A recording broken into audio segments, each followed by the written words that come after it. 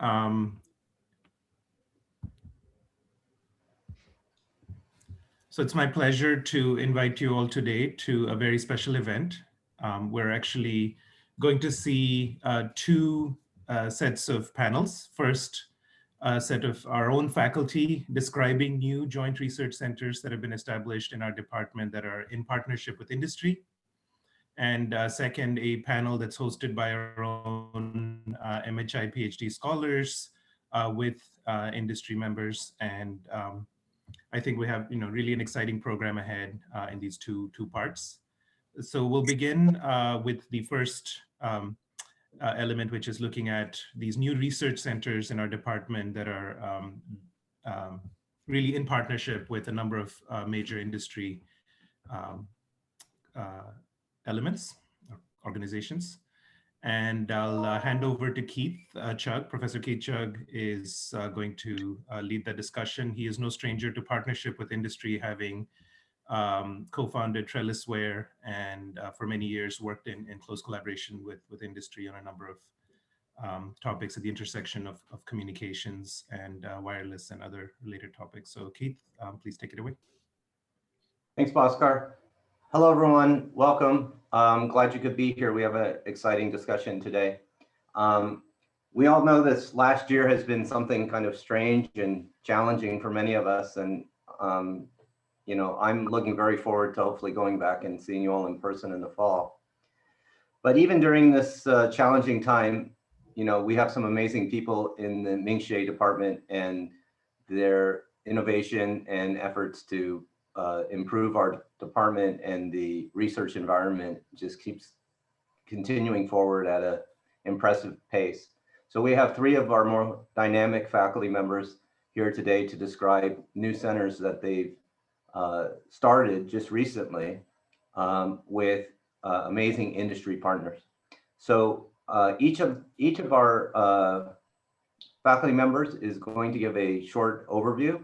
The three faculty members are Professor Salman Avestamir, who has a new center with Amazon, and then Professor Krishnan Nayak, who has a center with Siemens on MRI, and then the third speaker will be Professor Sri Narayan, who has a new center on with Google on computational media intelligence. So these are all going to be pretty impressive talks, and then when they finish, we'll facilitate an open discussion with Salman, Krishna, and Sri, and the audience. So Salman. Hello, hi everyone. Can you hear me, see me? Awesome. Yes. All right, thanks for the introduction. Thanks for asking me to be here. As Keith mentioned, this is about the new center that we have called USC Amazon Center on Secure and Trusted Machine Learning. I think I have another slide. Very good. All right. So and a short name for it would be Trusted AI. And this is like a 5-year research center that we have established in collaboration with Amazon. And the keyword there is trust and AI. Okay, so the idea being that machine learning and AI is everywhere on your phones, devices, Alexa devices, Siri devices, anything that you would be using. And since it's becoming very personal, up close to everybody, the issues of security, privacy, and trust are gonna be, very critical components of that ecosystem. Okay, so it's no more like a feature that you're using for face detection on a phone, etc. These are like you are getting recommendations from them. They're, in your household, your children, like I have 2 daughters, they're interacting with the devices. And it's like they are a household member. And once you have somebody at your house that you are interacting with, I think you should be worried about all these aspects of security, privacy, and trust. Now, the goal of the center is to broadly understand the implications of these issues, and more importantly, think about what are the research questions to ask for solving those problems. Like, can you get the benefit of machine learning and AI without compromising any privacy, security, or trust? If so, what are the correct mechanisms? Okay, to just give you a little bit more specific details, in this center, at least the high-level goal is to look at 3 research vectors. One of them is on federated learning. Federated learning is a new area that is gaining a lot of attention recently, and the idea is do the machine learning in a federated manner across the users. Instead of sending all your data to the cloud, and the cloud is gonna, whether the cloud is Google, Amazon, Facebook is gonna do the learning for you, how about you take the role and you train locally? This way your data never leaves your device. And hopefully through that process, you're gonna be, keeping your, the privacy security that you wish to have. Of course, you can imagine once you do that and things become federated, there are all other aspects of interesting aspects of the problem that would pop up that you have to study. The other side is understanding trustworthy AI. This could start with much more even philosophical question. What would trust mean? Okay, so if you think about it, security and privacy, there are good notions that you are, in the courses you have learned about them, or in life you can measure them. For example, for privacy, you can look at data leakage with mutual information. For security, there are various crypto definitions of whether your system is secure or not. When it comes to trust, it becomes very humanized and less mathematical. But yet you want to design algorithms that are mathematical. I think bridging that gap is going to be crucial to make progress in this domain. And finally, it doesn't need to be just training a DNN. I mean, everything that we are talking about could be more towards data science, data analytics, and maybe that's the future. These are just a stepping stone towards there. For example, why not saying, asking questions to your AI assistant, whether, like any question that comes to you, what should you buy, whether you should wear a mask, whether this vaccine is effective or not, and have a trustworthy answer that is based on data analytics. Okay, so I think these concepts in the future would be useful. Right now, we are getting many answers from these devices, but the answers are for simple questions. As it goes to harder, the goal is to understand it. I think I have one more slide, if I'm not mistaken. Very good. So now in terms of the mechanism, this would be very short and sweet. As I mentioned, this would be a 5-year research effort. The idea is through these 5 years, we establish strong connections with Amazon so that we learn about the problems that they are facing. They also learn about the innovations that we are doing at USC so that we can make meaningful contributions that makes all the way to practice. The way the center operates, we are going to define projects each year, ask for proposals. So anybody at USC, any faculty could respond, write a proposal. So this is not, like the whole idea is figuring out collectively what is the important research that should be done in this domain and do it together. Apart from that, this is also an opportunity for recognizing our outstanding PhD students. We have many of those. And we are going to have 3 fellowships for 2nd to 4th year students. They're going to be called Amazon Machine Learning Fellows. And this would be in recognition of the amazing work that they are doing and enable them to do independent research in that domain. Very good. That's all for me. Thanks, Salman. Sure. Next up is Professor Krishnan Nayak, who's going to be talking about his MRI center with Siemens. Krishna? Okay, great. Can you hear me okay? Yep. All right, awesome. Nice to meet everybody. So our center is called the Dynamic Imaging Science Center.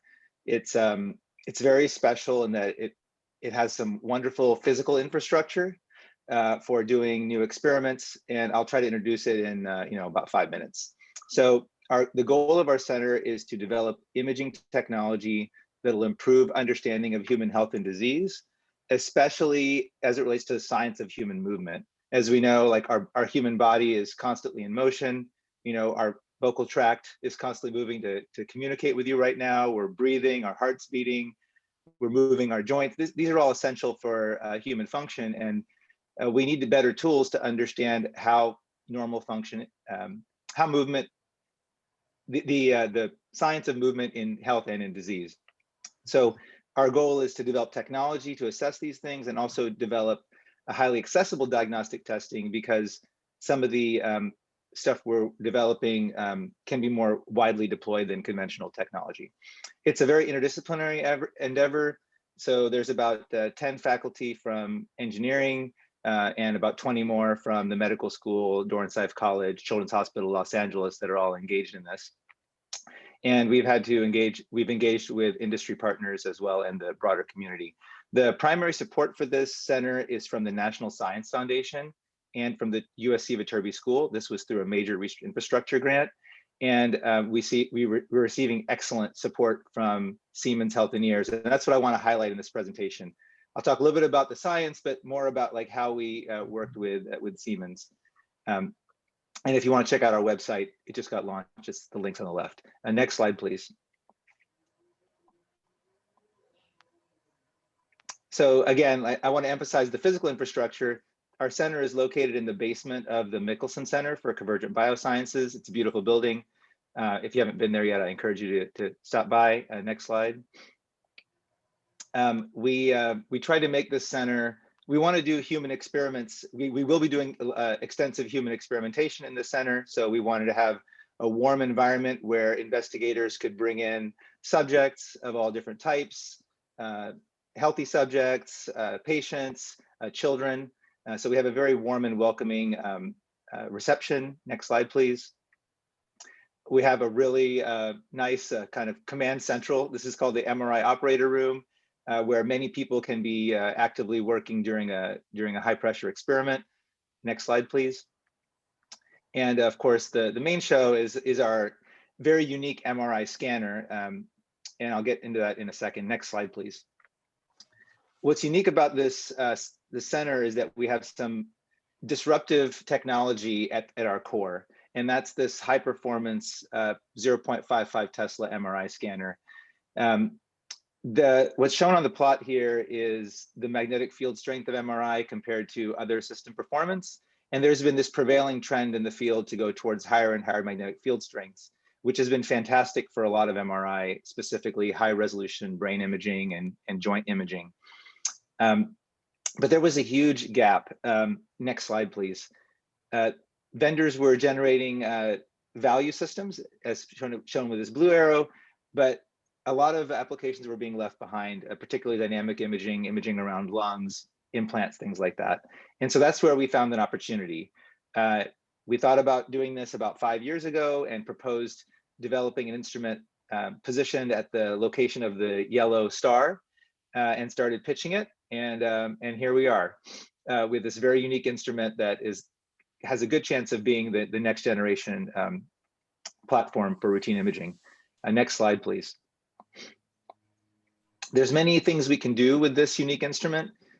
One of our main goals is to improve the science of understanding of movement. So we can apply dynamic imaging to the vocal tract, the heart, the joints, musculoskeletal system, unborn fetus, so many different areas where human movement needs to be assessed.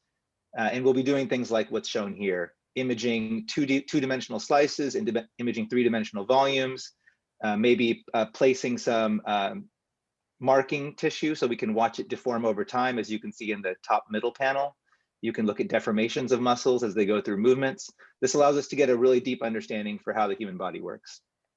Next slide, please. We're also going to use the system to enhance computational imaging. So we want to develop the tools for optimally extracting information from limited data and limited noisy data. And we have amazing computational power now and machine intelligence capability. We have the ability now to extract amazing volumetric information. This is from Professor Halder's group in 40 seconds instead of what's traditionally done in over 10 minutes.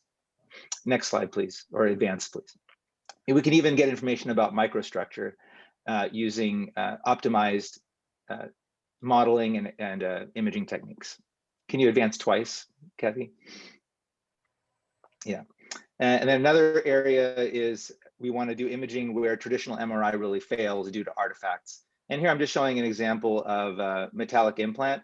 This is a picture of a hip implant. Many people now, elderly, have hip implants or knee replacements, or hardware in their spine. These cause major problems for medical imaging, and the technology we're developing is shown on the upper left, sorry, greatly minimizes the artifacts around these implants. Final slide, please. So, talking about how we've been interacting and enjoying our interaction with Siemens, I just want to just summarize the timeline. So this was a long time coming, the center. About 5 years ago, we approached MRI vendors for partnership. We actually approached GE first because we had a strong existing collaboration with them. Ended up working out having a much stronger alignment with Siemens on this, and they became our partner in spirit at that point. It became formalized only very recently. In 2018, we got the big grants to support this center. In 2019, folks from Siemens R&D, the factory and the place that develops the next generation technology, they visited us twice. They sent delegations. In January of last year, right before the pandemic, a delegation of USC investigators went to Germany. 1 month later, Siemens located an on-site scientist at USC, which was an amazing indication of their partnership. Advance, please. It has a picture of her, Dr. Sophia Sway. 2 months later, construction began in the Mickelson building during the pandemic. So all of our construction actually has happened during work from home. In August, we developed a nice intellectual property agreement. That way, technology developed in the center has a clear path to being negotiated and licensed by MRI vendors. And then big news, in November, Siemens announced that they are heavily invested in this novel configuration. Advance, please, Kathy. They announced that one of their next generation systems is also going to operate at this low field strength, which is a great boon for our work, because it means the stuff that we develop is going to have a much broader reach. And then finally, the construction completed earlier a couple months ago, and we're ready to start the fun. So I hope that gives you a good picture for our center, and thanks for the time. Great, thanks, Krishna. Next up is MHI director himself, Sri Narayan, who's going to talk about his new center with Google. Sri? Thanks so much, Keith. It's super exciting, to hear from someone and Krishna and along the same theme, right? Here's another flavor of partnership with industry in creating another sort of joint activity. So this is the one focused on what we are calling computational media intelligence, and it's a partnership that's primarily sort of supported by Google. So what do we mean by this computational media intelligence? Basically, the interest is to see the converging sort of advances that are happening, that we are creating and applying in sensing and signal processing and machine learning. But here it's focused on more sort of social scientific, media scientific question. That is, how do we understand the stories that are being told in the media, with visuals, with sounds, with words, and especially sort of, not only understanding what the stories are, but what impact they have on people, both sort of, proximal experiences, like how do we feel like, emotionally when you listen to a piece of music, for example, but also at a more socio-cultural scale, right? How do media experiences shape behavior?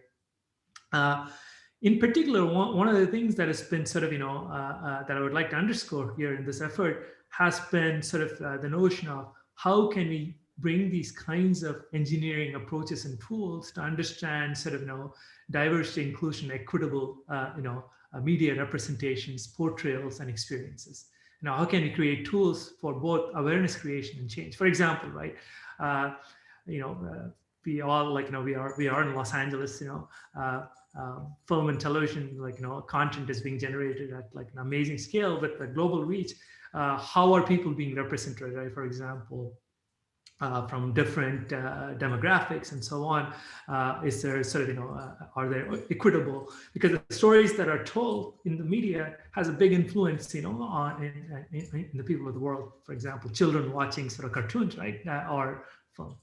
So alongside, so naturally, this is a very interdisciplinary sort of endeavor, both with technology and media industry partners beyond Google and community stakeholders. I'll say a little more about it.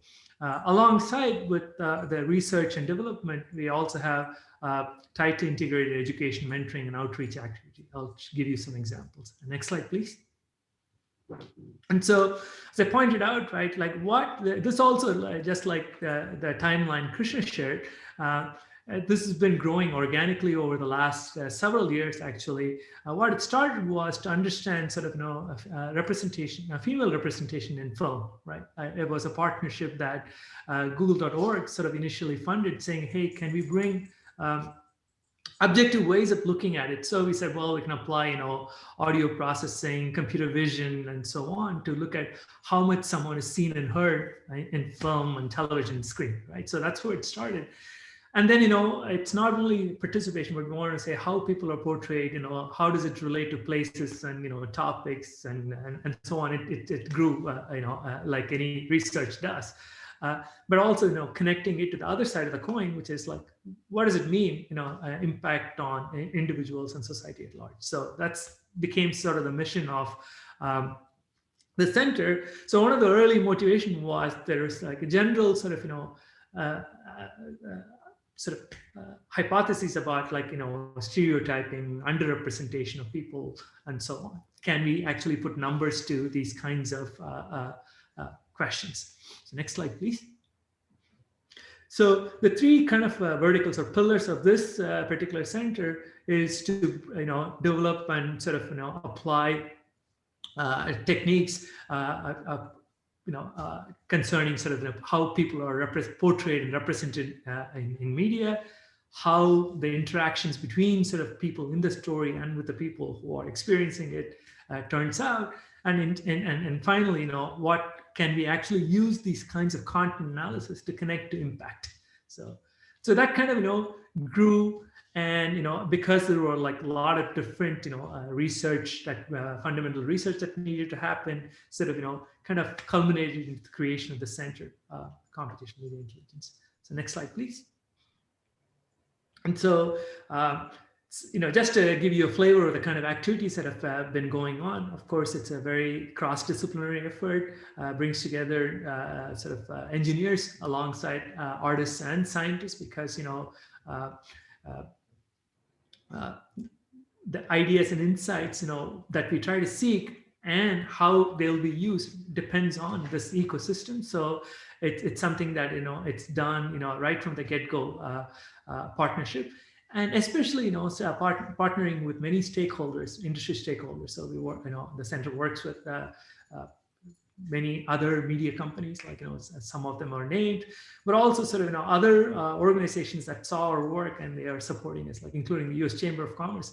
That one was prompted by them seeing our work in the newspapers, saying that, hey, how can we understand the portrayal of business in media, right? What are the sentiments expressed about that, right? About various categories of professions and so on. So that led to that. The diversity and inclusion work is like, it's a tight partnership with Gina Davis Institute for Gender and Media and Common Sense Media. These are all like, community stakeholders that have been like really championing causes of diversity and inclusion for a long time. And so working with them, opens up new kinds of technical questions for engineers, but then we can turn it on and use this to help address like many questions that were not sort of mostly dealt with qualitatively. So that's great. I mentioned education outreach. So one of the big outreach venues is to create like, various data sets and tools and share it with the community, right? And this is like an exciting area where we can contribute technically to various domains, whether it is computer vision, audio, text, and natural language processing, and so on. We've also been holding sort of these workshops, coinciding with, say, for example, last year was with ACM Multimedia. So to have a broader community reach. And of course, also targeting mentoring. So right now there's an Explore CSR workshop focused on inspiring undergrads, especially from those from sort of that are underserved in computer science and engineering, to take on graduate school. There's another one that's coming up, focused more on K through 12, in the neighborhood schools. So in addition to sort of Google, who was a primary support, we have many other partners listed here. Next slide, please. So a lot of highlights have emerged, right? Like alongside Gina Davis Institute, we've been publishing these numbers for the top grossing movies, female portrayals. So one interesting statistic is like, roughly about like a third of the time is how much a female person is seen or heard, and there's a disparity. And the first time they help put some numbers to these kinds of observations, but again, connected to it doesn't really translate into sort of the economics, right? Like, in fact, movies with like a parity actually make more money, and and so those kinds of information can be broadened by using all these data scientific models. There's also sort of a lot of opportunities for our students, who've been innovating, right? They put together a patent last year to analyze scripts. So scripts kind of provide you a blueprint for media content creation. So earlier in the process, so you can have an opportunity for making changes along any dimensions, including for equity and inclusion. And we've been working with the UN to do same thing but live. Participation of, for example, women in meetings. How does that work out? Like same kind of technologies but a new domain, and so on, and community outreach. So a lot of various aspects, and kind of makes sense for this to be a central level activity because it brings people, experts from different sort of perspectives and expertise together. So it's super exciting. Thank you. Great. Thanks, Shri. Thanks, Salman and Krishna as well. So we have some time for an open discussion. And so first I'll open it up, maybe first of all to the audience and see if anybody has any questions. Otherwise, I'll maybe ask a couple of questions to start a discussion. Anybody? Can I ask a question too? Sure. Go ahead. Hi. My question is actually more on the nerdy side of things. So Krishna, you said that this facility, which looks beautiful, is going to be open to various people to use. So I wonder, what does it mean? So does it mean that I can just come there and say, hey, can I just get an MRI? That's question one. And question two is that for my education mostly, so you said that this instrument has been developed by Siemens as a company, but then there are things that your group or others perhaps will be doing that might add intellectual property. And I wanted to see, is the nature of those in the signal processing part of it, given that the machine is already there, what is the additional parts that can be added to merit an IP? And sorry for the ignorant questions. No, these are great questions. Let me start with your first one. You're always welcome to come by if you want to scan. No, I'm just joking. So what I mean, when we mean it's open to researchers and scientists, it means that this facility is going to be a research resource for our department and also for the university, meaning that it's not something that you would use as an alternative to a clinical scan, but for research projects, you can design a protocol and get access to scanner time to test your ideas in test objects or ultimately in human subjects. There's obviously a training that has to occur in order to operate the machine safely. So our website has the approximate schedule of what it takes to become certified to be in the MRI operator room or in the MRI scanner room, and ultimately to be able to operate the machine independently. We expect that there will be different tiers of users. There's a highly technical users that will go through all those steps and be intimately involved in the design of new imaging methods. And then also we anticipate maybe six months to a year down the road, there'll be more traditional users that will rely on a staff member of the center to actually run their technology, run imaging for them, where they just provide kind of either the objects or the subjects that they want to image. Does that answer your first question? Okay, all right, so your second question was about, I believe, what sorts of development opportunities are left, once we have this instrument, and how does that relate to the intellectual property question? So I would suggest thinking about an MRI scanner as a equipment, but that comes with an operating system and a few applications, right? There's a lot of stuff that can be done to develop additional applications, additional software on top of that basic operating system. So what Siemens delivers to us is the hardware, the operating system, and the API with which we can program all kinds of new stuff. They also give us access to even a hardware API. So we can augment the scanner with different antennas. We can pull synchronizing signals from the scanner if we want to simultaneously do MRI with ultrasound or endoscopy. So we can take the instrument and augment it with a bunch of other stuff to create a super instrument to look at some specific condition. And that's what we plan to do. So I kind of, for simplicity, I just kind of talked about the impressive MRI scanner, but there's also a bunch of other ancillary equipment that came with it, including physiologic monitors, including a special system for doing real-time interactive scanning where you can control the scan plane and have a much more sophisticated user interface for the system.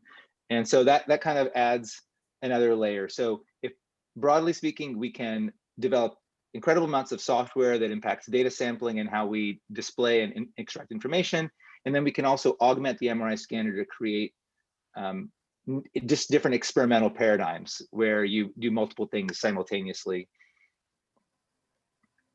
I hope does that answer your question?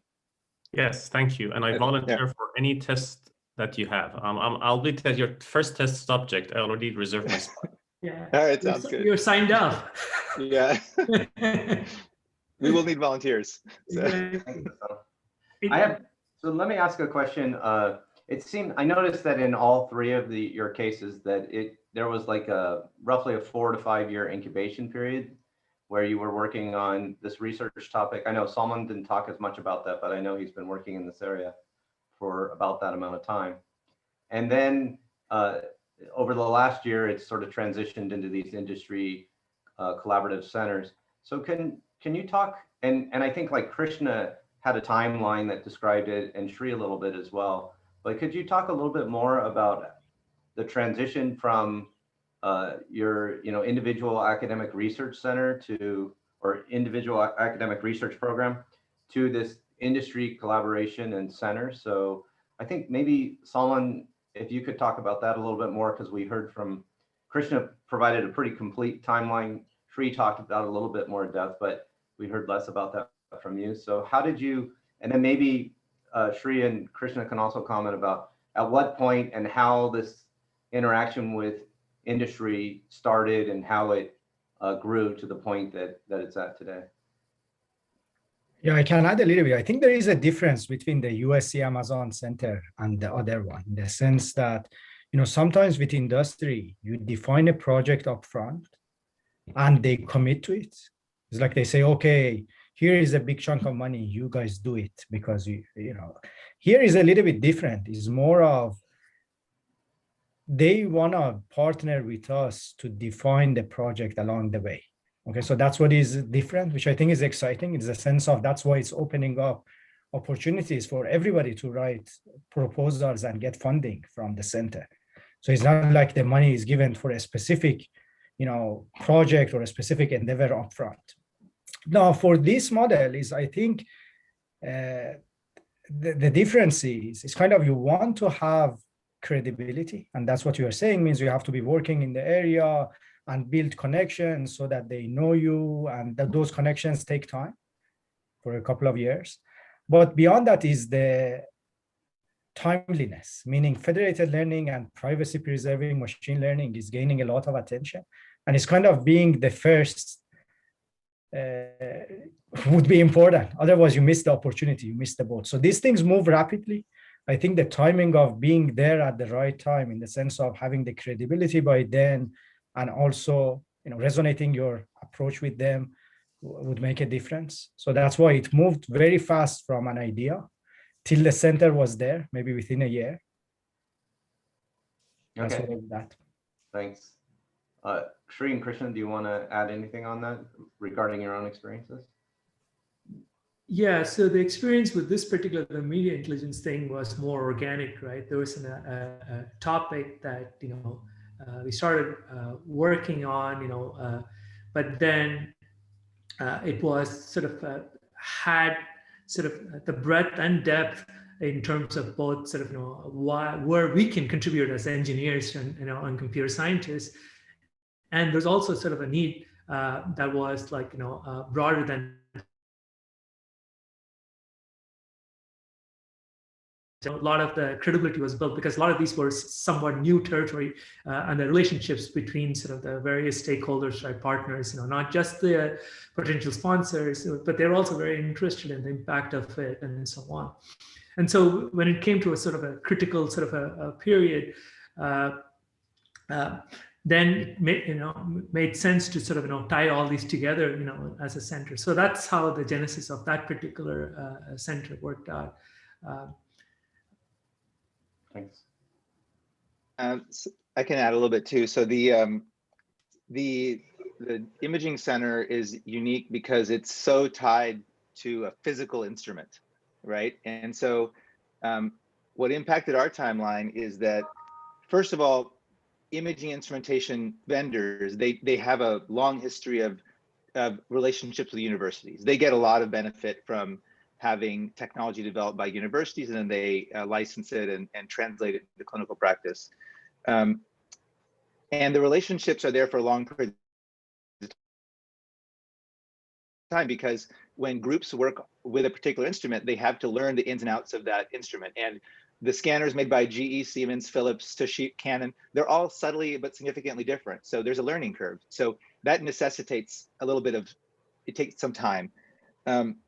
So I'd say for our center, there was a phase when we were a new customer, because like I said, we were primarily GE users until this new project. And then there was a phase when that customer relationship turned into a partnership collaboration. And I think that moment was when the visions started to align. So we weren't just a regular user trying future of imaging technology. What is the disruption?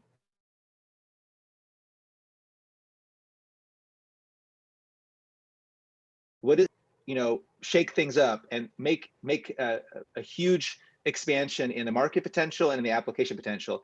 And when the vendor's view started to align with our view and vice versa, then it blossomed into a real partnership where they were interested in putting a lot more energy in supporting our site and sending personnel. And it's been great for us too, because we have direct ties with people in the factory, so we can know the ins and outs of the system to maximize the likelihood of success. So that was that was, I think, a critical moment when the visions aligned. I can add something to this, right? As a part of this, also there was in parallel, there's a community building activity that went on that's around the same sort of timeline, right? While sort of, you know, this dynamic imaging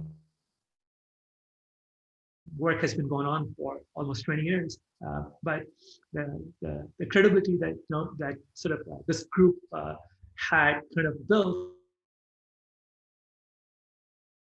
but also and resources, but also bringing people together, that also helped, you know, which in fact we posted in, you know, 132 a few years ago. So it was sort of, you know, again, things all culminating together But that alignment happened with this particular vendor because it's not just buying a piece of equipment, but what can you do with it, and what else can you sort of enable with like this as sort of a catalyst. Great. I had another question, but it's fairly collinear with a private chat I just got from an audience member. So mine was basically about the process, what other faculty are involved, and Salman gave a very prescriptive summary of that, but Shri and Krishna, I'm sure there are other faculty Krishna mentioned there are other faculty, but what is the process for other faculty to get involved? And then the audience member's question was similar. It was sort of, how do others get involved if they have ideas that aren't currently the core alignment of your center? They have ideas or projects that they're interested in. Projects fit under the umbrella of your centers. So I guess the general question is, how do you get involved, and how much could your centers broaden in topic areas?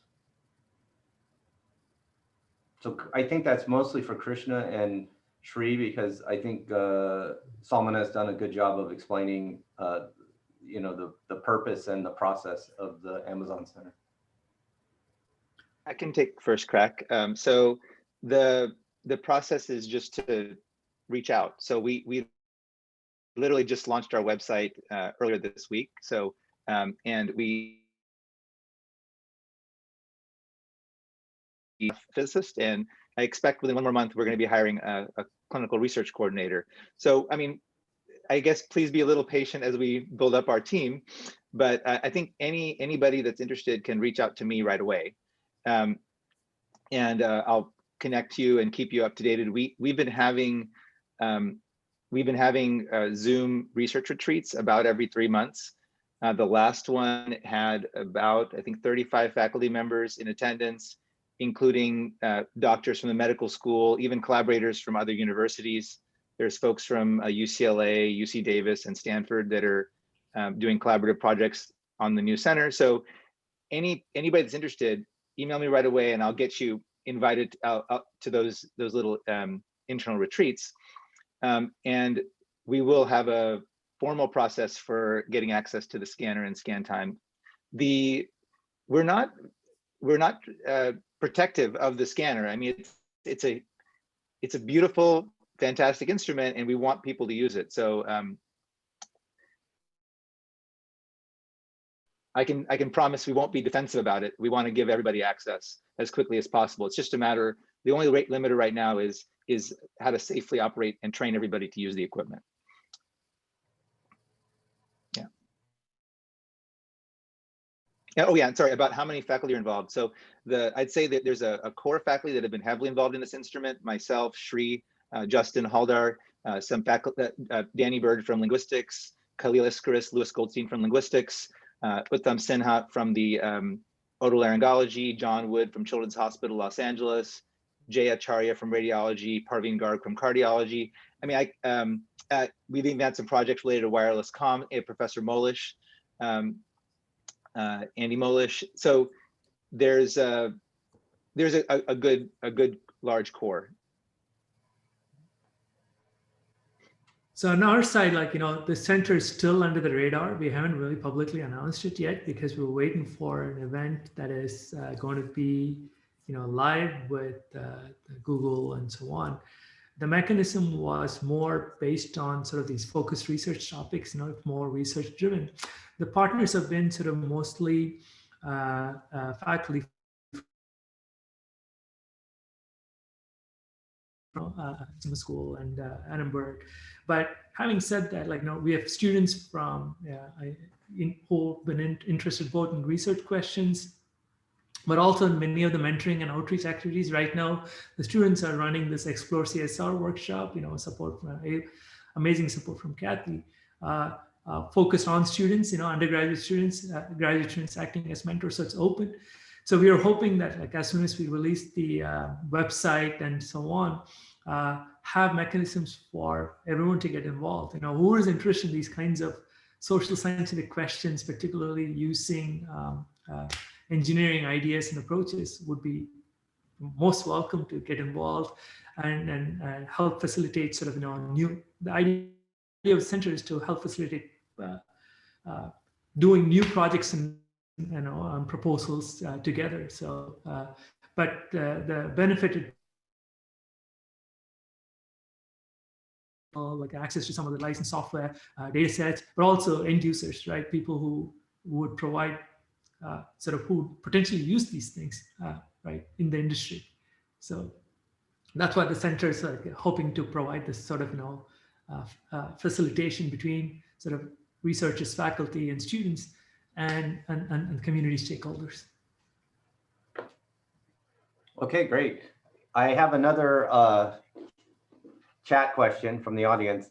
Somebody's asking, where do you each see your center in 5 years? Is it something that is the start of something more, or is it that you see research like this, focused research centers like this, kind of having a 5-year life cycle, or is it something you really don't know yet? So maybe we haven't heard from Salman in a little bit. Maybe Salman, you want to kick that off? Yeah, personally, I feel that these are all like big questions, right? Like human-centered, AI-oriented, how we tell stories.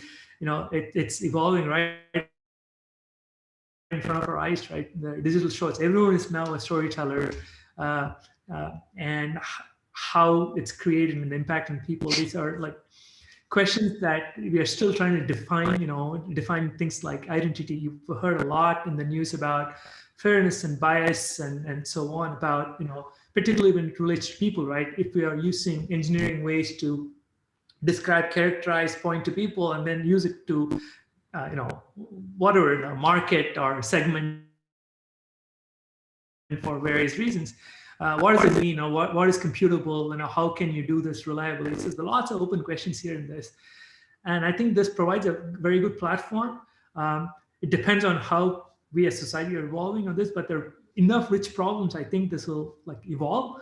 And I think like any center of the sort, right, its half-life depends on how we are evolving with asking the right questions and so on. So, but it's deep enough and new enough that I hope that one of the outcomes could be the tools and methodologies we develop, right, are used broadly in domains that we didn't imagine they'll be used, right? Like, media creators. I feel like I can also give the perspective from my side. Maybe concretely, I think in the next 5 years, I hope some of the things that we do makes to Alexa. Actually, I have another hat. I'm an Amazon scholar also at Amazon, means I get to see and work with Amazon on the Alexa AI. So it's kind of that provides the opportunity to do this not only at the university, but maybe bring some ideas, to the product. So it would be cool that in 3-4 years, these algorithms would be running at your home, and our students could claim that. So that would be that. But going beyond that, actually in parallel, we are also thinking of something called Trust Institute. The idea is, there is migration of trust in our society, in the sense of you can think about trust in organizations. We have all seen the trust is weakening. It is no more true that, if the head of NIH says something, the public would believe in that. Means that still they believe, but it's weakening compared to 10 years ago. The same thing, for government, for the news, you have to read various news, take the average, etc. So I think this is just the beginning of the shift in trust, and maybe computation is going to play a big role in building societal trust. So this is beyond machine learning and AI. This would potentially transform the way that we trust each other. Maybe that's a stepping stone towards that. And once the trust becomes computational, everything related to computation, ECE, is the dominant player in that. That's what makes me exciting. The more things are computational, we all can contribute to it. And what is better than trust in society? Great. Yeah, I noticed there was a theme that crossed the Amazon and the Google Institute, which is around trust, and Salman touched on the degradation of trust in major institutions in our society over the last, basically the post social network world. So it's interesting to think of ways that both of your centers could maybe collaborate and evolve on that problem. So I have two more questions that I'd like to squeeze in, and maybe I'll just ask them jointly together, and then each of you can go around and summarize your response. So one is from the audience again. It was a question about, are there opportunities for undergraduates to be involved in your centers? And then the last question is, these are all really wonderful and exciting activities for our department. And so I was wondering if you could, if you have any advice for your faculty colleagues or your industry colleagues who may be interested in forming similar centers in other areas. So if we could just go around, maybe we'll start with Krishna, and then Shri, and then Salman to kind of wrap it up. Totally. So undergraduate involvement. I'm so glad that that question was asked. So we would love to have more undergraduates involved in the Dynamic Imaging Science Center.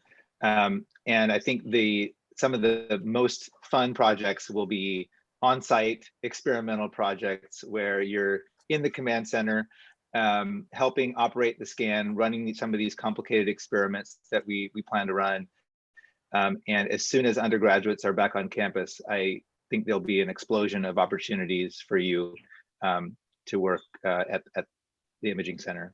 And so you can get in touch with me or get in touch with some of the other PIs that are involved in the center.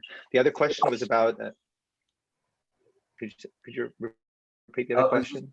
Advice you might have for your faculty colleagues or your industry colleagues who may be interested in doing something similar in a different research area.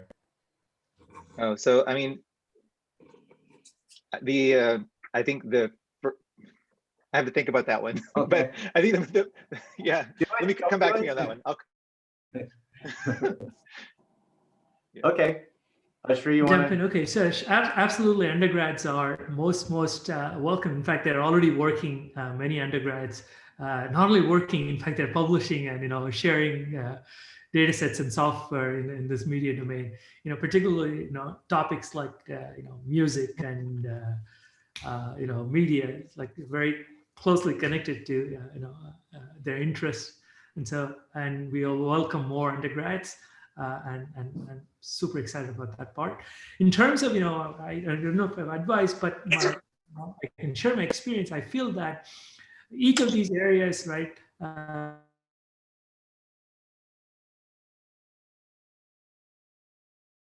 work, and that's okay, right? It could be sort of, more education open-ended type, sort of this base model, like where together with the industry partner, we can create like the Amazon Center idea, or it's based or inspired by a societal question that we came up, that inspired, wanting to push forth new ways of looking at.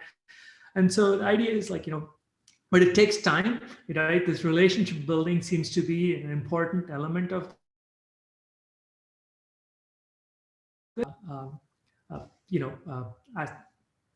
we need to be patient and work through it. As long as we believe in this domain and are passionate about it, it'll happen. But also I want to sort of quickly put on my MHI hat, Ming-Chi Institute hat. We are very eager to support and facilitate any of these in any which way, right? There's again, it could take many forms. There's no, we don't know, what is the best one for a particular circumstance. But if you have an idea, I want to bring people together, follow up, and so on, right? Our Ming-Chi Institute of our department, and happy to sort of help facilitate that for our colleagues. Great. I can also say a little bit actually for undergrads. I just sent a link. We have many undergrads already involved. So there is, this link is fedml.ai. This is an open source library for federated learning. And surprisingly, we have more than 500 contributors. These are from Europe. And this is ranked number 3 after Tencent and Google. So imagine having a research library on federated learning after these big shots. So I think that could be, I have seen many undergrads, this idea resonates with them because you just go there, pick up a project and contribute. Maybe that can be the opening. And from there, they contact us. They want to define a project. So there are mechanisms to do it there.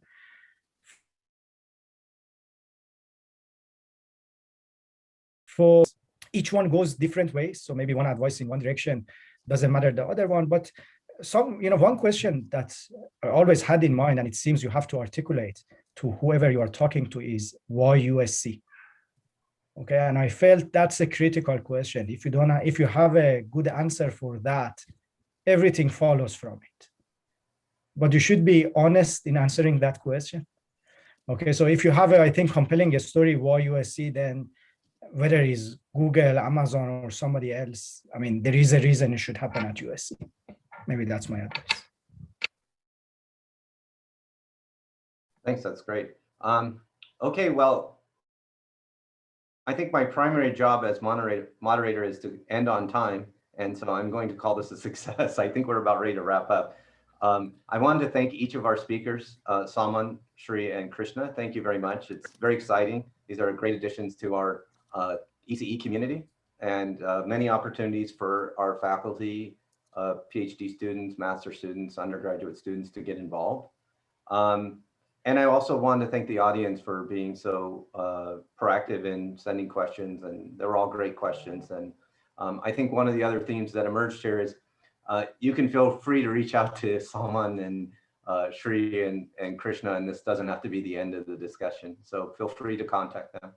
And now I'm going to turn it back over to Bhaskar, who's going to transition us to the second phase of this event. And some of the activities that our colleagues are launching. So next up, we have actually a panel that is going to be hosted by our own MHI PhD scholars, Romil Odkasi and Hesamuddin Mohammadi. So I'm going to hand over to them, and they're going to essentially be hosting an industry panel with folks that have made a transition from academia to industry. And so over to you, Romil and Hesam. Thank you, Professor Krishnamacharya. Hi, welcome everyone to our industry panel. My name is Romil, and I'm joined by Hesam. So firstly, I would like to welcome our panelists, Dr. Hossein Mowahi and Dr. David Tratt. So let me introduce Dr. Mowahi. He's a research, can everyone hear me? Yes, Hesam, I can hear you. Okay. So he's a research scientist with Google Research, where he has worked since 2016. His research interest is on the theory of deep learning. He received his PhD in computer science from University of Illinois at Urbana-Champaign. Then he did a postdoc at the Computer Science and Artificial Intelligence Lab at MIT.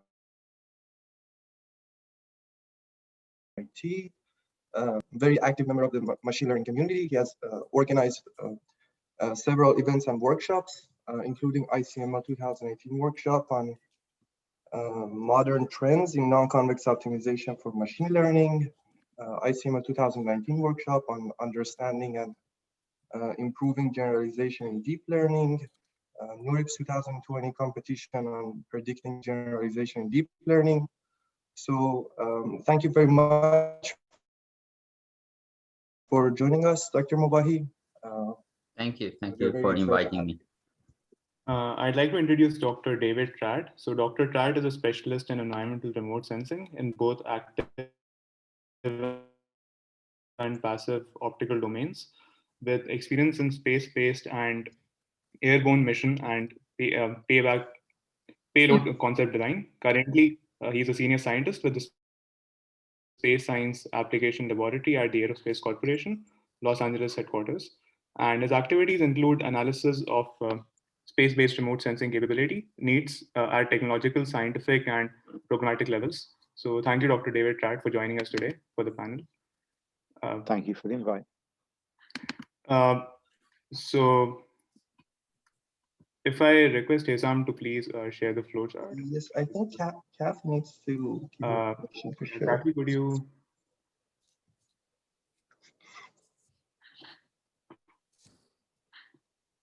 Okay.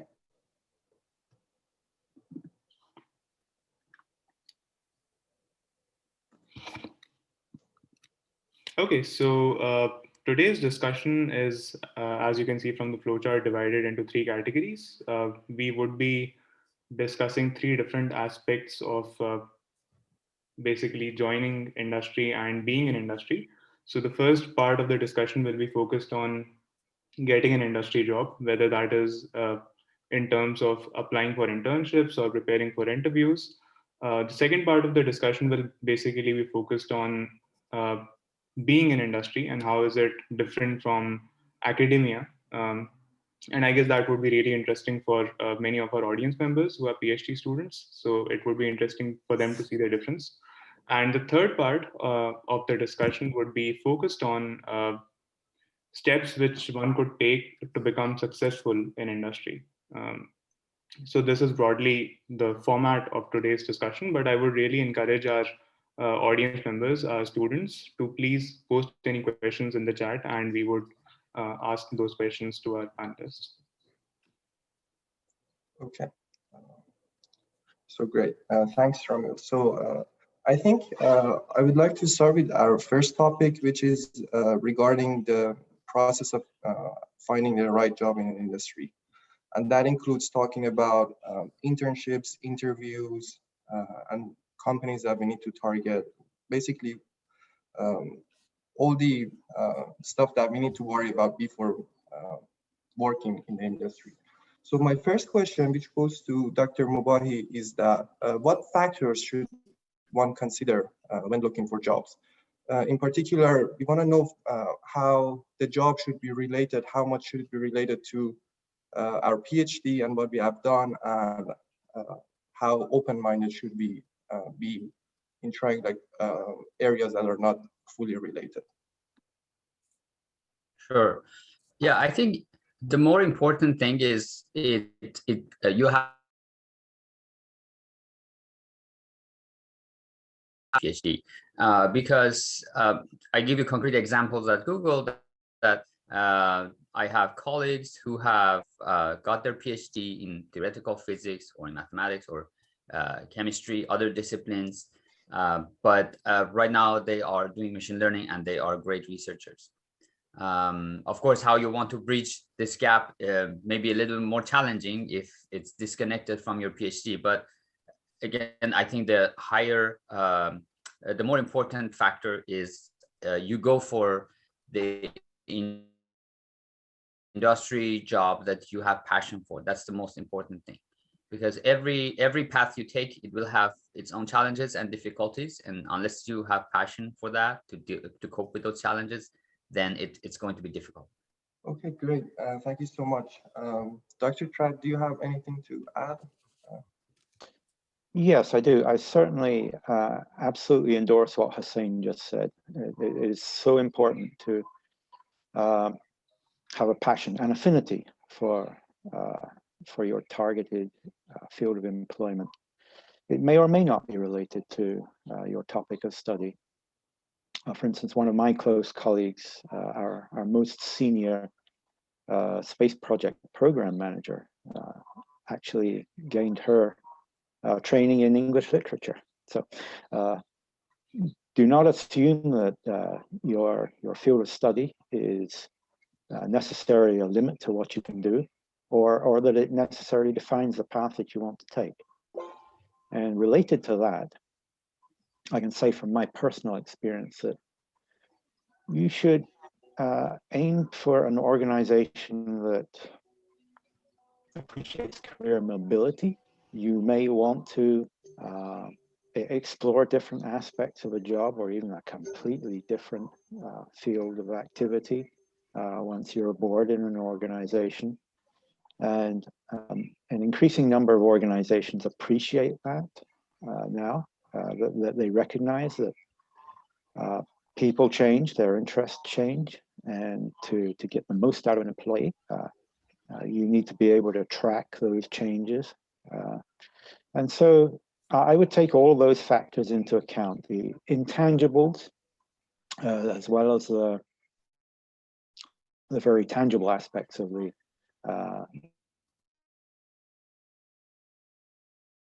Okay, great, thank you.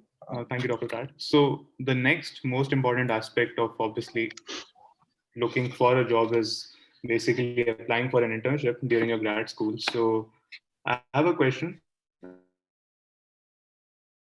first to Dr. Pratt, and that is that how much do you think internships matter, and like how many internships would you recommend doing during your grad school?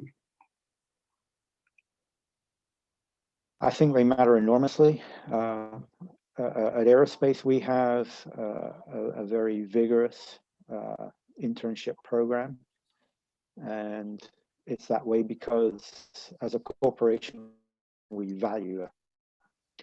And we value it because it enables us to, if you like, scope out the capabilities of the people that are coming in for internships.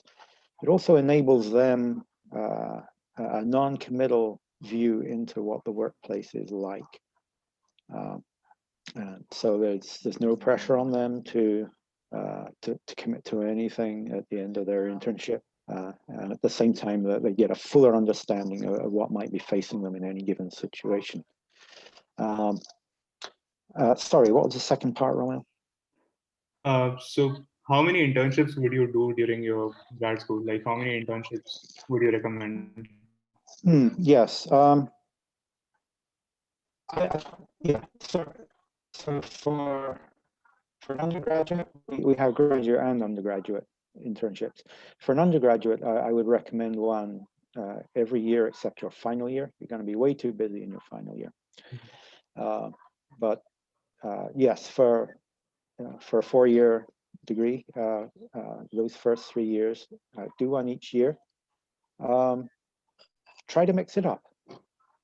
If not at different organizations, then perhaps at different areas of that organization to experience a different aspect of the culture and the work involved. Yeah.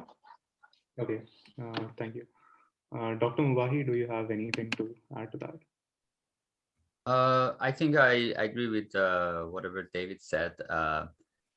It's very important to have internship because when you're applying for a job, there's a pile of applications that the recruiter receives, and sometimes they may not be able to carefully go through that. But if you have had an internship before, then that means that your previous host might champion for you internally and give more visibility and support your application. So that often is very helpful. And regarding the number of internships, in my opinion, the more, the better, but there is a constraint though. So you, at the same time, you are a student, and that depends on where you are in terms of, the program. So do you feel that you need to spend the summer to maybe focus on your research and finish up whatever project that you're working on, or you have more freedom and you want to try an internship? So in my opinion, the more is the better, but it's very important to put that in context of where you are in your program and balance that. Okay. So I think another crucial aspect of doing an internship is obviously forming collaborations with the people you're working with. So my next question is, how do you keep up those collaborations after you are done with the internship? So maybe Dr. Pratt, you can answer that first.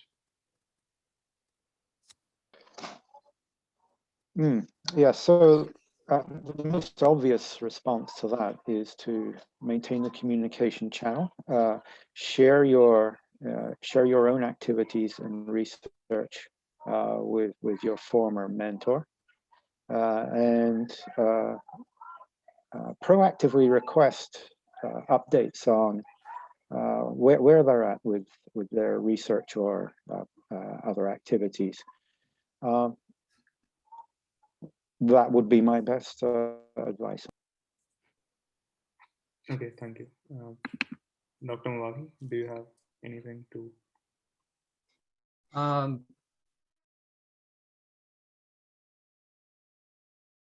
To your hosts and maybe social media, to be in touch, just having the connection, having the visibility, keeps the relationship close.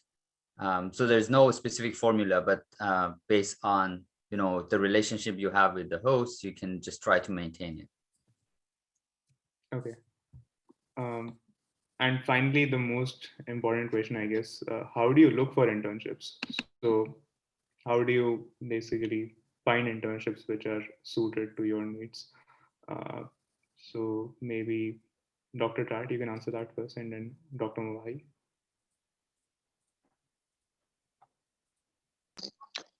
Yes, so I would imagine that most companies have an arrangement like we have, in that these internships are posted on social media as well as the company's websites. As to how you would best search those, I guess we're all computer literate now, so search for the keywords. Look for the topic areas that are interesting to you, and look for the linkages to the sorts of industries that you feel you might be interested in joining on graduation. And it's not at all forbidden to contact the companies independently and the intended advisors, just to ask them what their needs are and how it fits into future programs that their organization may be pursuing. Okay. Dr. Mawagi, would you like to add to that? Yeah, so as David said, I think, the candidates should feel free to reach out to potential hosts. One thing though is that if you, for example, want to email, just make sure that it's not like just a prototype and then attaching your CV, because that's really a turnoff. Instead, you want to make sure that you show why, like, your research or skills is related to whatever project is, and spend a little bit of time on that email, because that goes a long way. I would also add, if you research your host's interests and show that you're knowledgeable about that, that will also go a long way to a good reception. Yeah, that's a good point. Okay, so I think I can proceed with asking the next set of questions, which is somewhat related to what was just discussed. So I want to know, from the perspective of an employer, what are they looking for in PhD students when hiring? That can be, for example, for the actual job or internship. Is it GPA they're looking for? Is it research? Because earlier you mentioned that we should be more passionate about what we are going to do, as opposed to being focused on what we have done already. So I want to see what the employers are looking for. Maybe Dr. Mubahi, you can answer, please. Sure. Yeah. In my opinion, GPA is the least relevant thing, and first of all, these factors could vary from company to company. But what I'm saying is based on what I have observed at Google, that actually nobody looks at your GPA. I don't think even they ask for it at any point. So what they look at is your CV and your accomplishments. So sometimes if the role is not directly related to your PhD, what they instead look at is how successful you have been because that in your area, because that is an indicator of how much potential you have. If like you're given a new role, then how much you can carry on. So CV is the most important thing. And one thing, now that I'm talking about CV, one thing I should emphasize is that be honest about what you put in your CV, because that's the most important source of questions or discussions for whoever interviews you. So I have been in interviews that people try to make their CV more impressive. So they said, we took this and that course. And then I asked, okay, if you took that course, then what do you think about this problem? And this was like very basic problem in that area. And they said, I don't know. And then I said that, but you said that you have taken this course. So was it an actual course? And then, you know, at that point it becomes that maybe this wasn't a real course. It was, I don't know, some kind of certificate, and they just put it in their CV for the sake of, you know, maybe making their CV look better. So anything in your CV could be a potential question. So if you are not familiar with something, just don't put it on your CV. Okay, great. Dr. Tratt, can you add this? Yes. I can only amplify what Hussein just said. For instance, at aerospace, the nature of our work is heavily reliant on our problem-solving abilities. And I know this is something that Google is also focused on when they interview applicants. So, for instance, it's exactly true. If you put something on your CV and are not prepared to stand behind it when asked about it, then that could count against you. And the sort of standard questions, amongst the standard questions that we ask here are, what are some of the hardest issues or problems you've faced, and how did you go about solving them? If you didn't reach a solution, why was that? How would you approach it differently the next time? Be prepared to defend your positions, basically. One of the things we're asked to do in our work is to frankly state why we're taking a position, be it positive or negative on a particular issue, and assertively stand by that position. But you absolutely have to justify that position. It's not just a case of let's take a current example. I don't like vaccines, so neither should you. If you say something important, you need to be able to stand behind it, and stand behind it with a coherent argument. Make sure that that's that's the attitude that comes across when you speak to an interview with a potential host. Okay, great, thanks. So the next question that I have is how we can prepare ourselves for an interview. So according to your responses, what I understood is that we have to be familiar with whatever we put in our CV, but is there anything in addition to that we need to think of? Dr. Mobile, please. Yeah, the next important thing after your CV is the papers that you have authored. So when I interview people, I look at their CV first and look at the list of publications.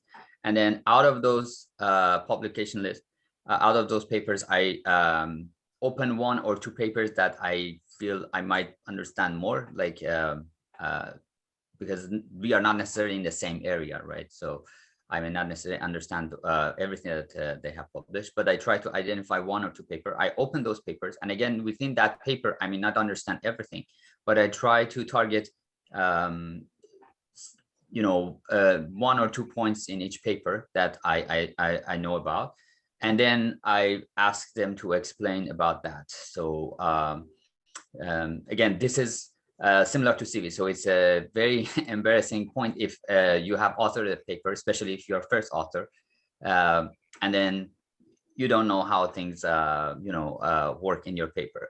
So you write something but don't know the principles. So again, these are stories that have happened to me. Like I have had a candidate that was first author of a paper and didn't know about the basic concept that was in the paper. So I don't know how that person was able to get the authorship. But yeah, so that is the next important thing. So make sure you know everything about the papers that you have authored, and also in the vicinity of that, because again, maybe you use some technique or some equation somewhere in your paper, so that belongs to some maybe area, and be prepared to be asked even in the vicinity of that equation in that area. Great, thank you. Dr. Trapp, do you have any tips or advice that you would like to add for this?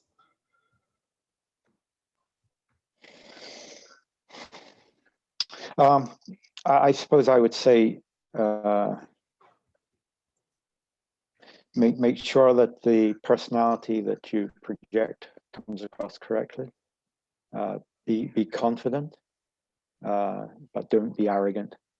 If something is beyond your state of knowledge, don't fake it. And this is what we just heard about. It's someone with a principal role on a paper who doesn't know the context or the context of that work. That's an obvious problem right there. So yes, be confident about what you do know, and be honest about what you don't. Okay, great. Thanks. Thank you. So now we can transition to the second part of our discussion, which basically focuses on how is it like being in industry. So my first question regarding that is related to how are projects in an industry setting, because during our PhD, it's usually us working individually on a project, but I suppose that in an industry setting, there's a lot more teamwork involved and a lot of collaboration involved. So in that sense, how would you say projects are different in an industry setting? So maybe Dr. Tratt, you can answer that first.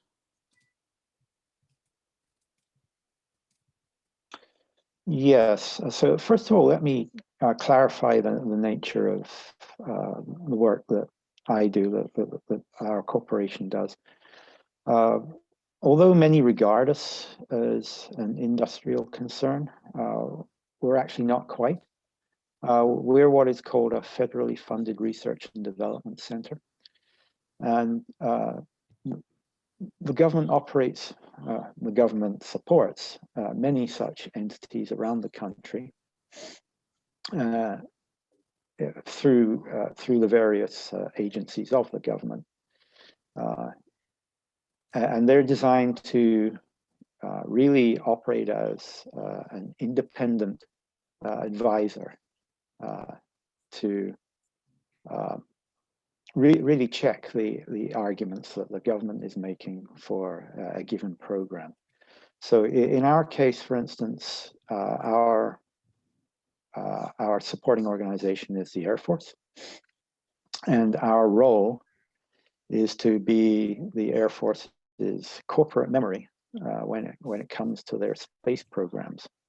Those space programs include things like the MIL-SATCOM networks, secure communications for the government, the launch warning networks, a host of other programs, including GPS, by the way. GPS, as you know, started off as a purely military program in the late 70s, and is now morphed into an absolutely essential tool for every sector of society. So one of the Air Force's roles and aerospace's role within that is to guarantee, as it were, the security of those systems. So what then is his role as this sort of halfway house, if you like, between the government and industry? we are that buffer between the customer, the government, and the industry that serves them through its products. We conduct oversight of industry on behalf of the government.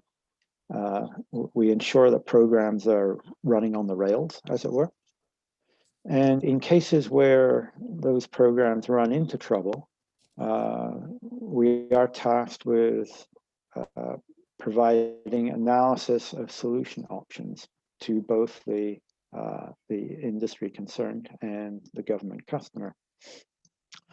That puts us in the middle. Sometimes it's a bidirectional firing squad. And this is the root of my earlier remark that you at all times have to be assertive, standing your ground.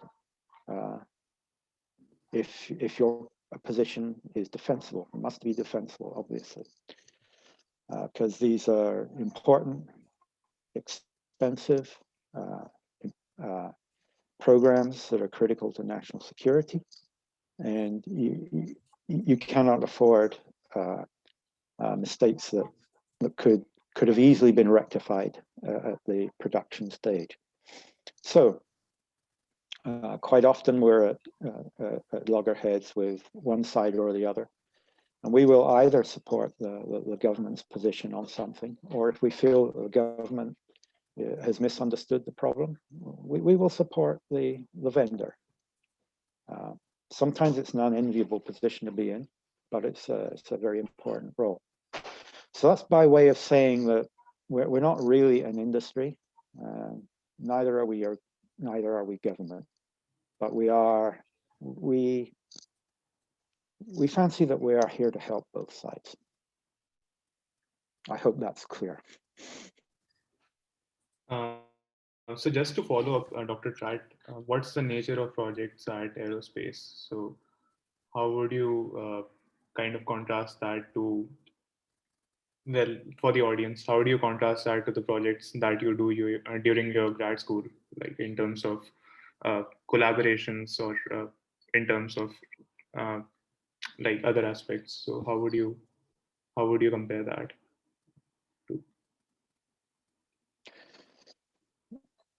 In some ways, they can be surprisingly similar. In other ways, totally different, obviously. So when it comes to analyzing programs on behalf of our customers, a lot of what's involved there is fault tree analysis, resource analysis, programmatics, I will call it that. Those tend to be areas that you won't find in a typical academic setting, but are critical for what we call mission success. Understanding where the potential pitfalls of a program may be, and proactively addressing and mitigating them before they reach a potential crisis. On the other hand, the particular business unit that I am in at Aerospace, you might almost call it a university department, Space Science Applications Laboratory. We're tasked with a lot of what I've just described. So if there's a failure in production, component failure, for instance, or even an instrument or a satellite bus failure on orbit, we can be called on to analyze what's happened there. In the case of the on-orbit failure, to go through all the telemetry records to try and understand what happened. Or if it's a fault that's occurred in hardware, in R&D or production, we have folks that just love to look at material science aspects of those failures, do destructive analysis of parts, to see what are those material properties that led to the failure. And that can lead to some interesting science. And then there's my personal area, which is remote sensing, as you introduced. And that is heavily scientific, and it has obviously a long-term goal in that we seek to improve existing remote sensing techniques and formulate new techniques, which the government can use in its missions. You name it. We will work for Air Force, or we also work for NASA, NOAA, any of the spacefaring organizations. And as I've already mentioned, we will also work with commercial entities. And that's all with a view to improving remote sensing capabilities, both in hardware implementations and software analytics techniques for arriving at new solutions for. So it covers a wide. Okay, thank you. Dr. Nalani, would you like sure, to I can add also to that? add my own experience and observations. It to some extent depends when you want to compare the academic research to research that we do in industry, or the work or the project that you work on at industry. You need to distinguish between whether you are in the product line or in research.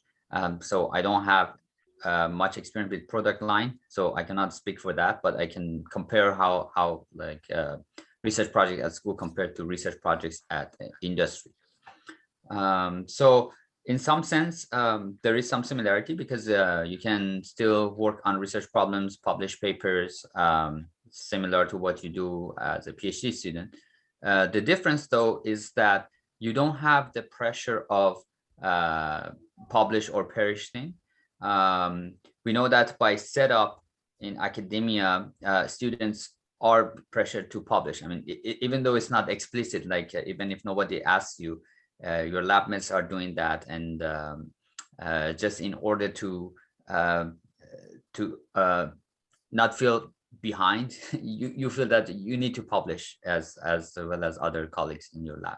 So there is this pressure, but this pressure is not present when you are in the research lab. So instead, you can focus on the impact of your work.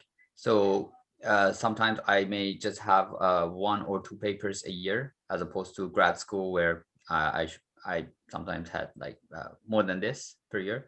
But instead, I try to focus on the impact of the work, because after you come out of grad school, the count of the paper, it doesn't matter that much, but you start to build your reputation as someone in the research community. So it's important that you have high impact papers. So that is the difference. And then I think the other question you asked was about collaboration. So yes, in academia, usually you are not always, but usually bound to the group that's the same lab that you're all working with the same advisor. You collaborate with those people. In industry, that boundary is not present because it depends on how comfortable you are to collaborate with other people. So you can stay with people that are in your immediate team, but there is no requirement for that. So you can go and find collaborators and change them dynamically based on the projects that you're working on. So for one project, you may form a set of collaborators, work, and then once that project is done, you start a new project. Maybe you need a different expertise and you find a different set of collaborators. So that is something that often happens to me. And regarding finding collaborators, it's not that difficult because at least in Google, again, I give example because that's my only industry experience so far. So there are internal mailing lists based on like different interests. There are chat rooms on specific topics, so you can join and see what people are discussing and basically know people who have similar interests, and then directly connect with them and see if they have the bandwidth to collaborate with you. Okay, thank you. That was helpful. So another question which I have is that usually researchers in an industry setting would work towards or an organization setting would work towards the main aim of the organization, but how much freedom or how much autonomy do researchers have to pursue their own interests beyond the interests of the organization? I mean, research interests. So maybe Dr. Trad, you can answer that first. Yes. So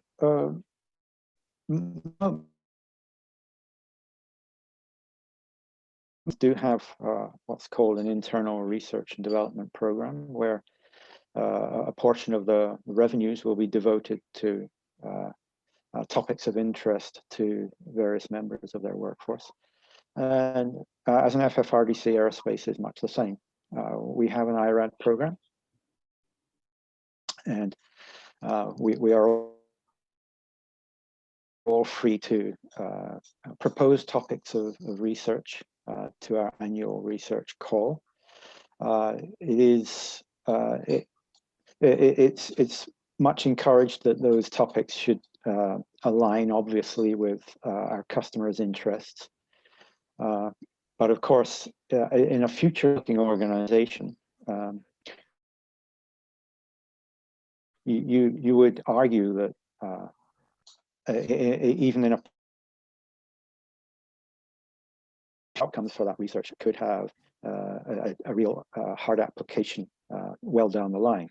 So even what could be a very pure science topic of research can be argued to be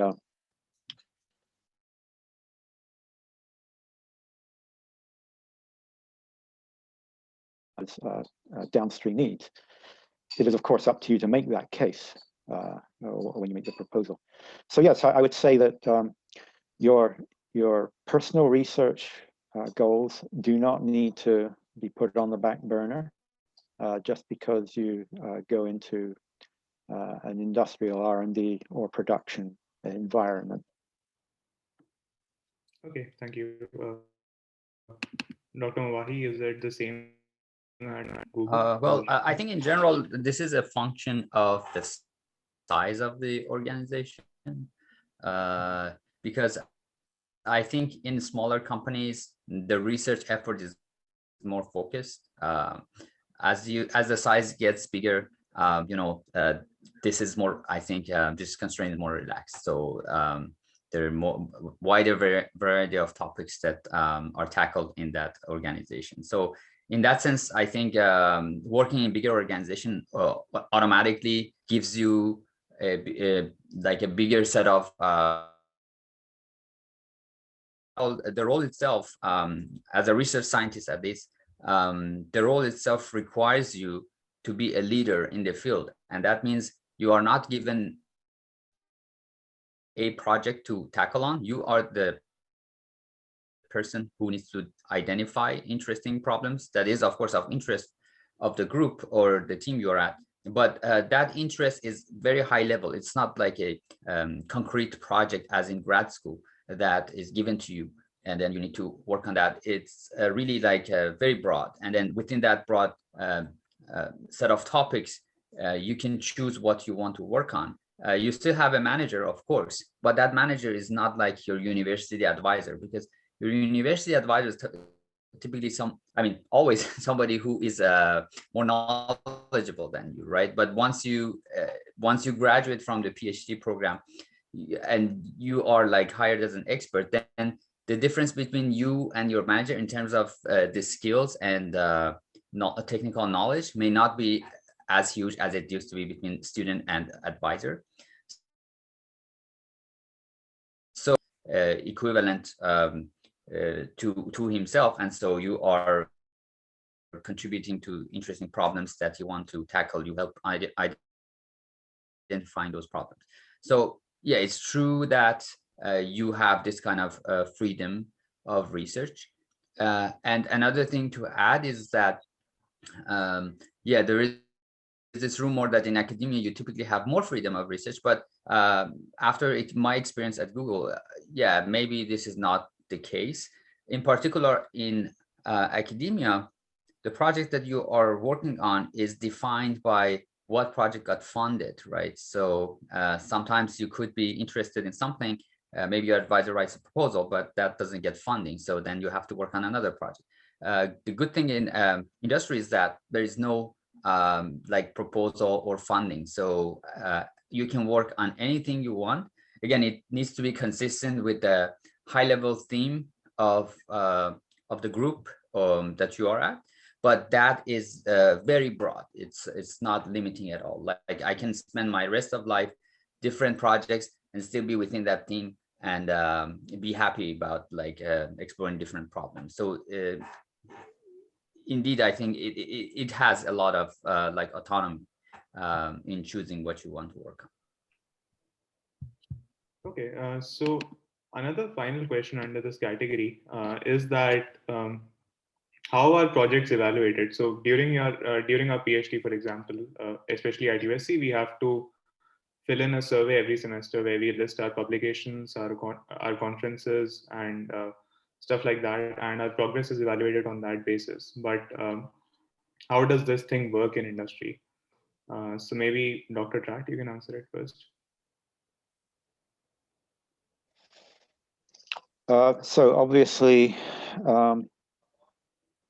if we're talking about the sort of program analysis products, these are basically reportage reports that we write, backed up with usually copious reams of analysis.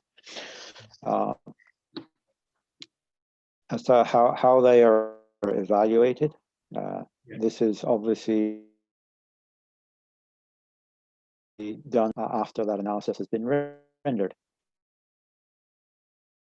And if the in the unfortunate event that an analysis proves faulty when it's proved out in practice, then obviously that would lead to a review of processes and procedures as to why that would have happened and how it could be avoided in the future. As regards to the more scientifically oriented topics that I mentioned about as part of our IRAD, these are judged by the extent to the extent to which they get accepted by either industry or the government customer as in implementation of their future programs. So obviously there will be some of those projects will either fail to demonstrate what they expected to demonstrate, or will be successful in that and yet not find a home in a product or a satellite system. But there are others that will go all the way. They will be transferred. The technology would be transferred into industry through our technology transfer office, who issues licenses to appropriate industries. And those technologies will go into production, sometimes all the way into orbit on a spacecraft. And that's what we obviously like to see. That's a fully successful return on investment in our research program. So there are all those facets of how these efforts are reviewed and evaluated. Okay, Dr. Movahi, would you like to add to that? Yeah, so this assessment is at Google, it's twice a year. And you need to basically talk about the impact of your work. Now, this impact is can come in different forms. So sometimes you may have product impact. Sometimes you may have like pure research impact. By pure research impact, I mean either you publish a high impact paper, or you work on something that's maybe theoretical, but something fundamental that was adopted by other teams in the organization and being used. Again, could be used just for the sake of fundamental research, but it just shows that your work had some impact. So somebody was interested in using that and building on top of that. These are all examples of impact, and even sometimes it could be external impact. like at the highest level, this could be the recognitions like paper awards and things like that. But even like getting an invited talk at a conference or things like that still shows, that your work basically is believed to be like of interest to a very broad community outside of the organization. So these are all examples of the impact. I just wanted to people not be that much narrow-minded. Like in industry, the only impact is product impact. So especially if you're in research lab, these are all examples of impact. I agree. I'll just add a little more to that. I should say that we are encouraged here to publicize the work when we can at both conferences and in peer-reviewed journals. And that is taken as prima facie recognition of the value of the work. I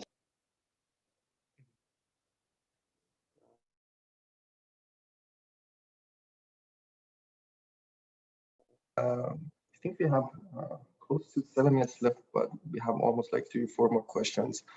So the next question I have is about work-life balance. Are there strict working hours in at Google? Hussein, go ahead, please.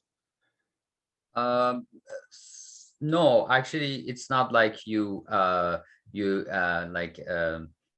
have a time card or something that when in the morning you say, okay, this is the time that start, and then at the end of the day, it's not like that. Especially again, if you are at research part, it's less meetings, more independent time because you want to solve a problem.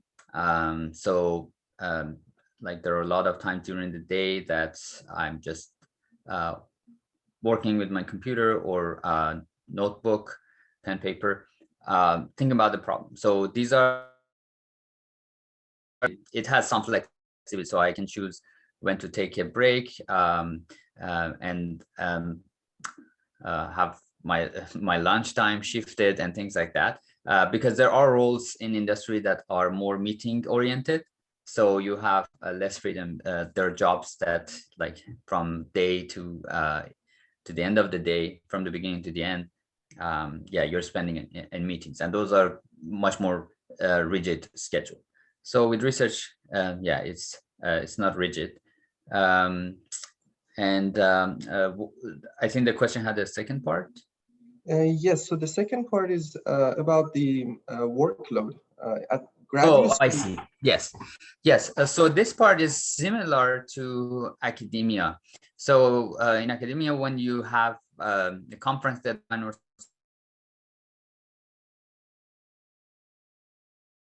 increases for a couple of weeks, same thing in industry. So this could be a deadline for a launch if it's related to a product, or it could be conference deadline as usual. So usually those last 2 weeks are crazy. So similar to grad school.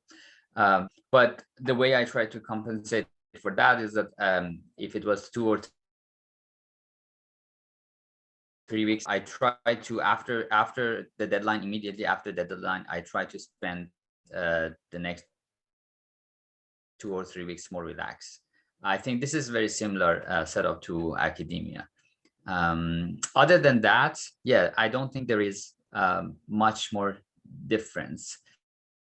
One thing I should say is nobody is asking you to like work after hours or on weekends, but sometimes people have so much passion about the project that they're working on. They do that. That's their hobby. It's not a requirement, and not everybody does that. I sometimes do that.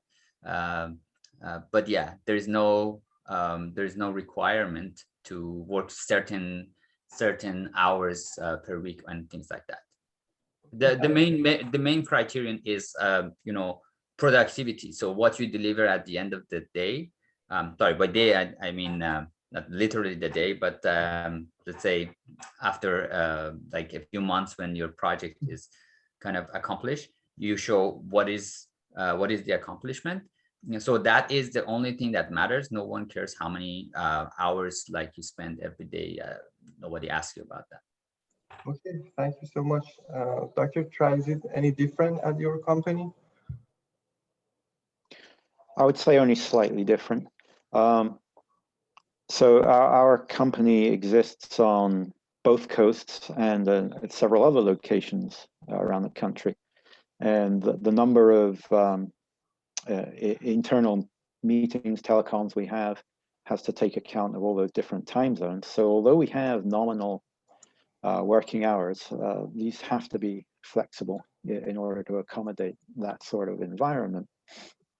And so we're also not held to a time clock as such.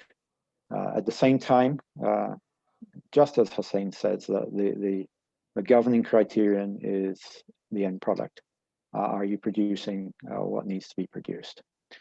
And so, we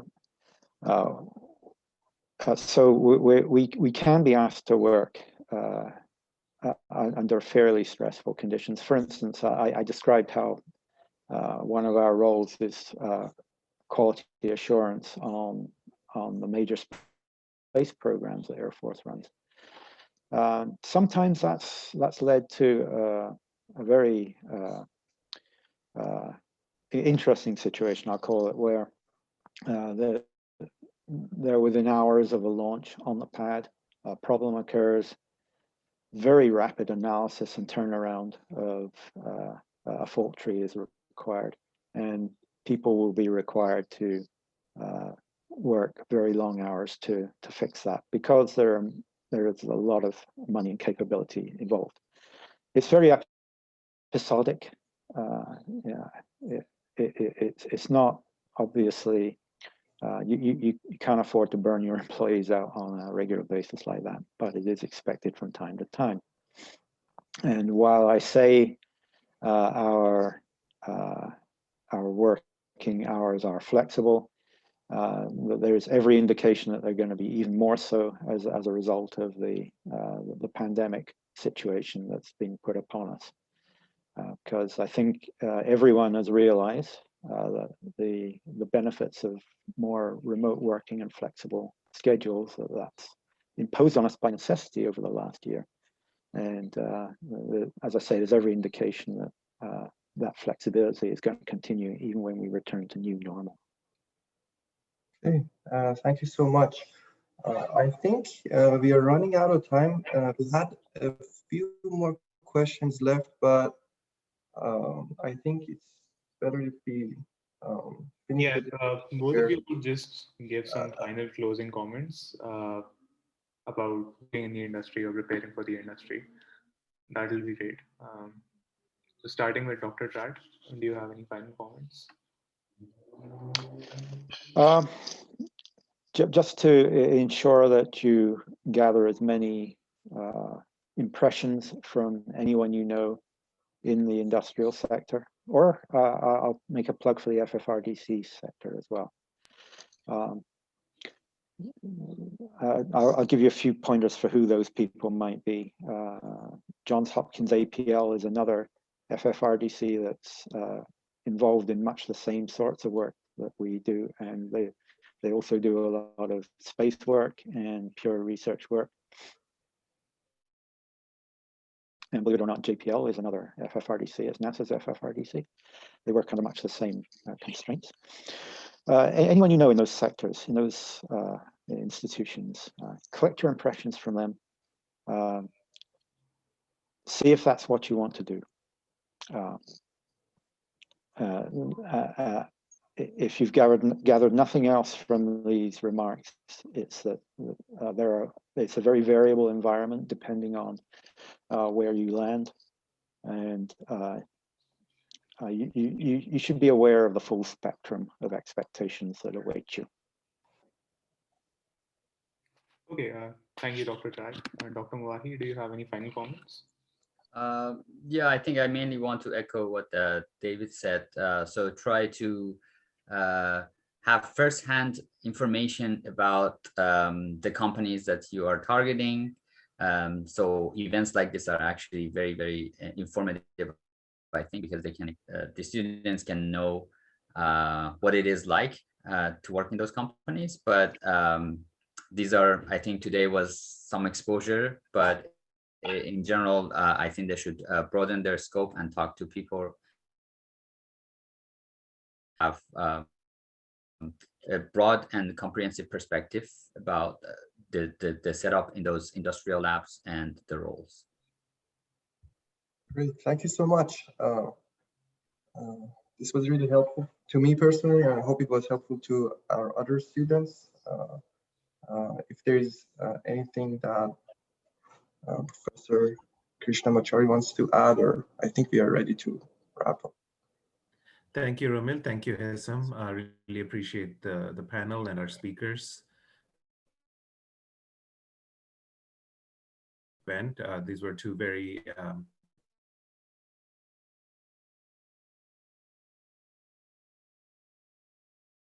and I hope our attendees and our students got a lot out of it.